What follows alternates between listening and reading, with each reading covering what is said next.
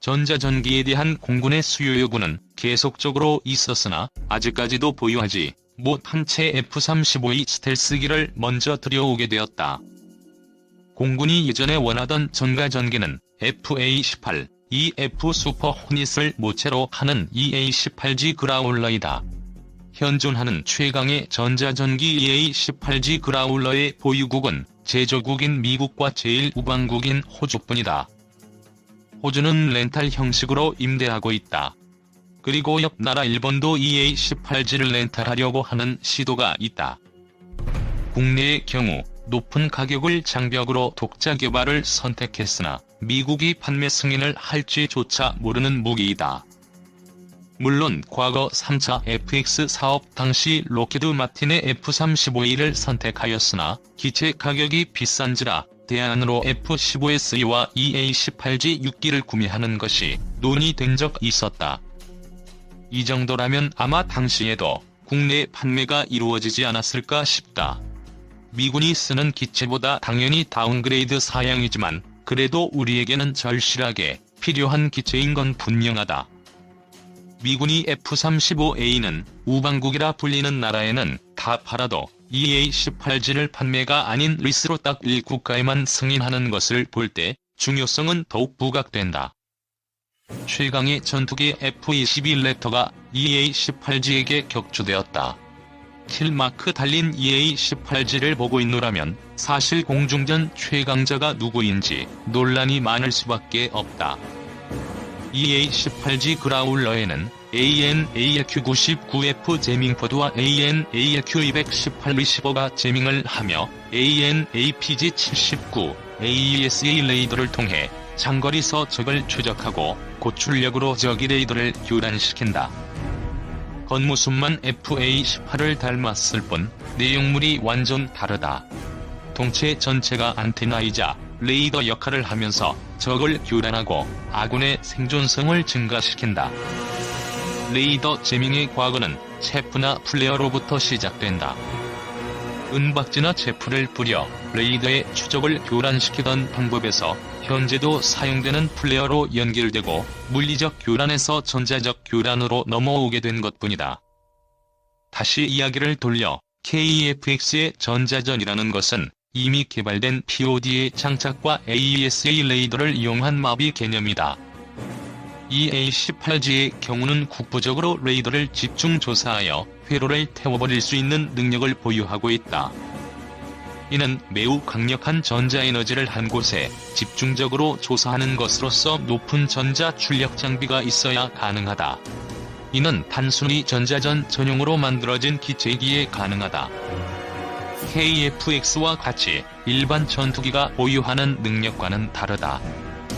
KF-X가 갖는 능력은 대한민국이 보유한 전투기들이 수행하지 못하는 영역이다. 아래 내용들이 KF-X의 전자전 능력을 필요로 하는 대목이다. 1. AESA 레이더 달린 전투기가 현재 없음. 2. KF-16 다음으로 가장 많은 대수를 갖는 전투기가 될 것이다. 3. 4.5세대로 개발되기에 향후 내부 무장창과 엔진 업그레이드를 통해 5세대급으로 변신할 수 있다. 왜 AESA가 전자전기의 기능에 필요한가? 단순히 레이더로 스캔을 하는 것이 아니라 고출력의 에너지를 집중 조사하여 회로를 마비시키거나 태울 수 있는 능력이 AESA가 갖는 장점 중 하나이다. 기존 기계식 도플러 레이더의 경우 에너지를 집중 조사하는 방법이 어려우나 AESA의 경우는 각각의 소자 센서를 한 곳에 집중적으로 에너지를 모을 수 있기 때문이다. 간단하게 햇빛과 돋보기와의 관계로 보면 된다. 물량은 전쟁에서 늘 중요하다. 수량이 많은 기체에 약간의 능력이 부여되어 날아다닌다면 당연히 전술적으로 우위에 설 수 있다.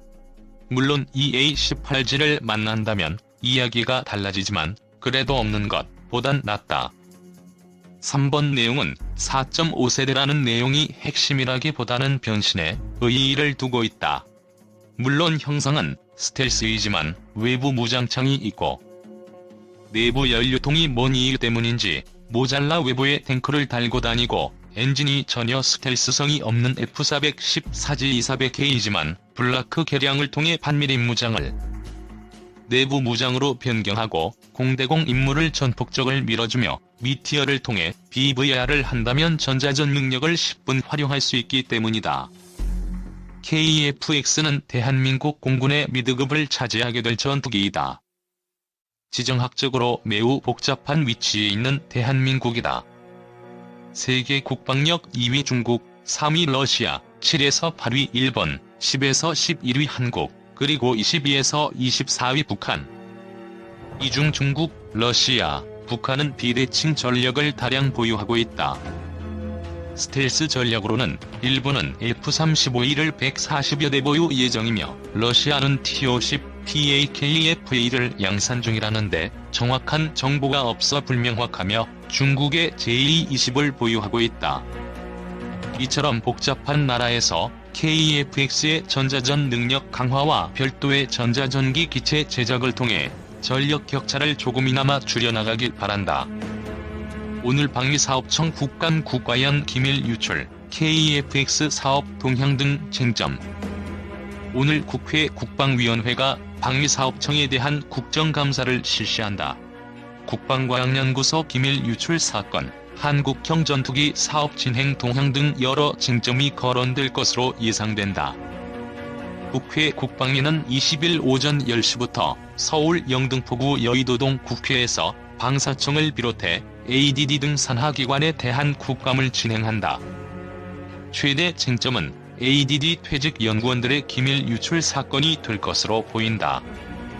앞서 방사청, ADD 등은 지난 4월 ADD의 퇴직 연구원 수십 명의 기밀을 대용량 이동형 저장 장치나 문서 형태로 빼간 혐의가 있다는 사실을 포착해 조사에 착수했다. 조사 대상자는 23명이었다. 이들은 드론 등 무인 체계, 미래전 관련 기술, 인공지능에 대한 소스 코드, 설계 기밀 등의 자료를 대용량 이동형 저장 장치에 저장하거나 문서 형태로 출력해 외부로 유출한 혐의를 받았는데 현재 대학이나 유명 방산 기업에 재취업한 것으로 알려져 군 당국의 무기 개발 관련 기밀이 외부로 유출됐을 가능성까지 제기된 바 있다. 이후 ADD는 2016년 1월 이후부터 약 4년간 퇴직자 1079명을 전원을 상대로 자체 조사를 진행한 결과 앞서 조사를 받은 23명과 별도로 46명이 기밀 유출 혐의가 있다는 사실을 추가로 확인했다. 이들에 대해서도 ADD가 경찰 수사를 의뢰할 것으로 알려졌는데 이날 국감에서 경찰 수사 관련 상황에 대한 질의가 있을 것으로 전망된다.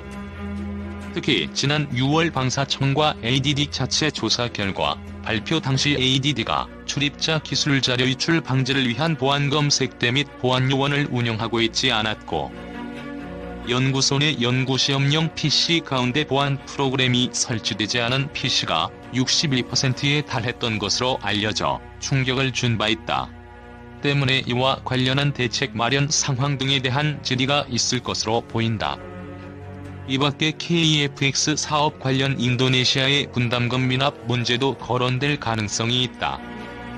보람의 사업이라는 이름으로도 불리는 KF-X 사업은 대한민국의 자체 전투기 개발 능력 확보 및 노후 전투기 대체를 위해 지난 2015년부터 약 8조 8,304억 원을 들여 추진 중인 공군의 4.5세대 미디엄급 전투기 개발 사업이다. 공군이 장기 운영 중인 전투기를 대체하고 기반 전력으로 활용할 전투기를 연구 및 개발하는 것을 골자로 한다. 현재 체계 개발 단계에 있으며 오는 2026년까지 체계 개발이 이어진다. 지난 9월 초 시제기 최종 조립에 돌입했다. 시제기는 오는 2021년 출고 예정이며 2022년 초도 비행이 예정돼 있다.